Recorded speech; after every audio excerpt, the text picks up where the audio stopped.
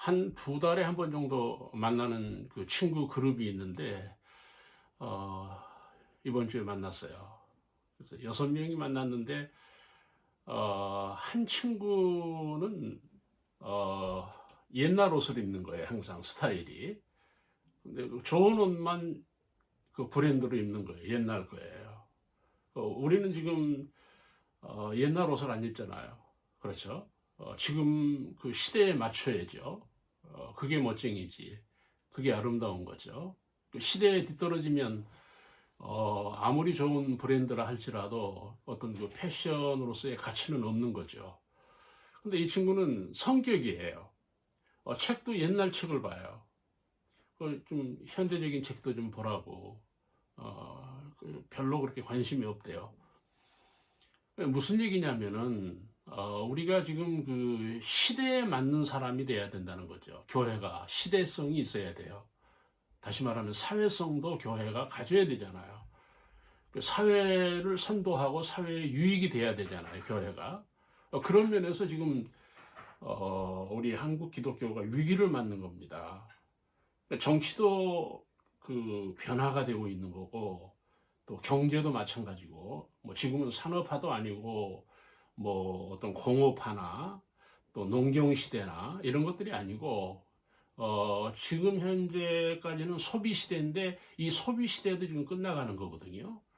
그러면 다음의 시대는 어떤 시대냐 하는 것도 우리가 고민을 해야 돼요. 왜 그런가 하면 우리가 그 천국을 선포하고 우리가 구원을 받자고 하는 말씀만이 전체적인 복음이 아니잖아요. 어떤 그 사회를 이끌어야 되고 사회의 어떤 그 주도적인 어떤 그 메시지를 내야 되고 더 나아가서는 그 사회에 어떤 브랜드가 돼야 되느냐 하는 것도 우리가 생각을 해야 되거든요. 그렇죠? 근데 거기에 뒤지면 밀리는 거죠. 그러니까 한국 교회의 위기가 지금 거기에 와 있다는 겁니다. 여러분 오늘 이 본문을 보시면은요, 요셉은 참 그 식민지 국가의 어린 소년이잖아요. 가정에서도 인정을 받지 못했고 나름대로 뭐 개인적으로 어떤 그 배경이 있다든지 어떤 캐리어를 가지고 있는 그 소년이 아니잖아요. 그렇죠. 형들에게 미움을 받았고 여러 그 어떤 그 어떻게 보면은 뭐 거린 같은 좀 뭐 좋게 표현하면 그냥 막 나그네 인생이었죠. 막 떠밀려서 그냥 애굽에 간 거잖아요. 그런데 여러분, 이 요셉이 주목을 받는다는 겁니다. 요셉이 지금 애굽에서 이 선택을 받습니다.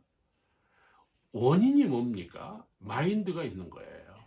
어떤 그 시대를 보는, 시대를 헤쳐나가는, 다시 말하면 그 시대를 이끄는 그런 어떤 그 지적 능력, 그런 어떤 이성, 그런 어떤 영안, 그런 어떤 주관이 있다는 거예요. 그러니까 이집트 사람들이 지금 예를 들어서 요셉이 총리가 된 거는 무슨 출마한 것도 아니고 그렇다고 해서 무슨 뭐 선발된 것도 아니잖아요. 그렇죠? 그냥 사람들의 눈에 띈 거예요. 사람들의 눈에 돋보인 거예요. 그하고 말하면 뭔가 문제가 풀리는 거예요. 그를 대면해서 대화를 하다 보면 뭔가 해결책이 나오는 거예요. 여러분, 우리가 설교를 한다는 것도 마찬가지 아닙니까? 내 설교를 들으면 풀려야 되고, 내 설교를 들으면 열려야죠. 그렇죠. 뭐, 천국도 열리고, 구원도 열리고, 어떤 괴로움도 풀리고, 막힌 것도 뚫리고, 뭐, 이런 것들이 설교예요. 뭘 가리키려고 합니까, 우리가? 누구를 지금 가리키자고 하는 얘기입니까? 뭘 배우려고 하는 겁니까? 아니에요. 사람은 막혀 있는 거예요.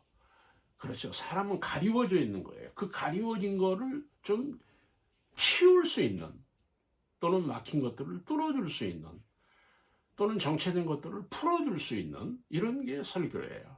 여러분, 이 요셉이 지금 그거예요. 완전히 경제적으로 막혀 있는 이집트 역사에서 메시아가 되는 거예요. 경제 메시아. 조금 그 오버된 그 단어인데, 우리가 그렇게 돼야 돼. 내 가정의 경제 메시아가 돼야 돼요. 그렇죠. 우리 사회의 교회가 경제 메시아가 돼야 된다는 겁니다. 이런 면에서 지금 한국 교회는 어떻게 보면 사회성을 잃어버렸고 또 사회에서 이 버림을 받는 듯한 그런 모습을 한국 교회를 통해서 보는데, 나는 오늘 이 한국 교회가 요셉 같은 교회가 돼야 된다고 생각합니다. 여러분, 요셉을 우리가 배울 필요가 있는 거예요. 요셉을 우리가 알아야 된다 하는 것입니다. 그러니까 근대사에 보면은 미국이 기독교 의식을 가지고 경제를 선도하잖아요. 그렇죠? 미국이 200년, 약 200년 동안 어떤 기독교 문화를 가지고 세계를 지배하고 있는 겁니다. 마찬가지입니다. 지금도 미국이 지배하는 거예요. 유럽을, 동아시아를 지배하는 겁니다. 우리 대한민국을 지배하는 거예요. 왜 그렇습니까? 그들은 앞선 문화가 있는 거예요. 어떤 앞선 경제의식이 있는 거예요. 그래서 미국이 세계를 지배하게 된 겁니다. 여러분, 요셉이 지금 이집트를 지배합니다. 여러분, 그 사람이 누구라고 말씀을 드렸습니까? 가정에서도 쓸모가 없는, 형제들에게도 그렇게 어필이 되지 않는. 여러분, 요셉을 보면 불우한 소년이에요.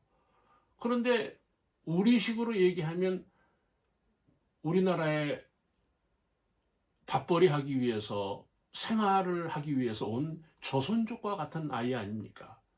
그런데 그가 이집트의 경제 수장이 됩니다. 경제 총리가 됩니다. 뭔가 원인이 있을 거 아니에요. 뭔가 다르니까 그렇게 된 거 아닙니까? 여러분, 이집트에는 학자가 없습니까? 제가 경제 설교를 하면 목사님이 경제 전문가도 아니면서 무슨 설교를 하냐 그래요. 여러분, 성경이 경제를 얘기해요.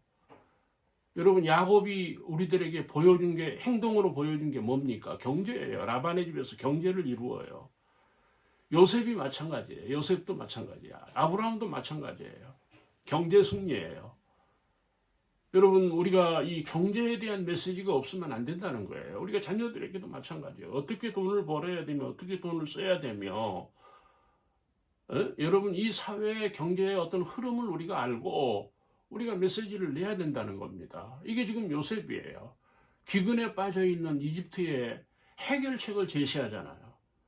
그래서 그 해결책대로 이집트가 요셉의 말대로 경제 불황을 이깁니다. 어제 저녁에 뉴스를 보면서, 그 인터넷을 통해서 보면서 깜짝 놀란 게, 어제 저녁 9시부로 중국이 IMF가 왔다 그러더라고요. 선언이 됐다는 거예요. 근데 중국 사회는 지금 통제하니까 뉴스에 나오지도 않는데 미국이나 유럽에서는 IMF 국가가 된 거예요. 근데 그거 통제하고 있는 거예요. 여러분, 우리가 이 경제를 뚫어줘야 돼요. 경제를 풀어줘야 됩니다. 사람들은 갇혀 있는 거예요. 어딘가에 묶여 있는 거예요. 경제에 대해서 방법이 없이, 여러분, 경제에 대해서 아무런 능력이 없다면 어떻게 우리가 이 사회를 정복합니까? 어떻게 번성합니까? 어떻게 복음을 전할 겁니까? 이 요셉을 보세요. 제가 한번 한 절 읽겠습니다. 8절을 보시면은, 그 온 집에 주로 삼으시며, 주인이 된 거예요. 경제 주인이 된 거예요. 이집트 국가가 식민지 유대인을, 소년을, 감옥에 있는 사람을 끌어다가 그 나라의 주로 삼았다는 거예요. 해석을 붙이면 어떤 주입니까? 경제주예요. 경제의 메시지가, 경제의 능력이 있는 거예요. 우리가 이 자녀들에게 경제 메시아가 되어야 돼요. 우리 한국교회가 우리 예배자들에게, 우리의 설교를 듣고자 하는 사람들에게 이런 메시지를 우리가 줘야 된다는 것입니다. 주로 삼아. 9절도 보시면은, 요셉의 말에 하나님이 나를 애굽 전국의 주로 삼으셨으니, 하나님이 자기를 세웠다는 겁니다. 경제의 주로 세웠다는 거예요.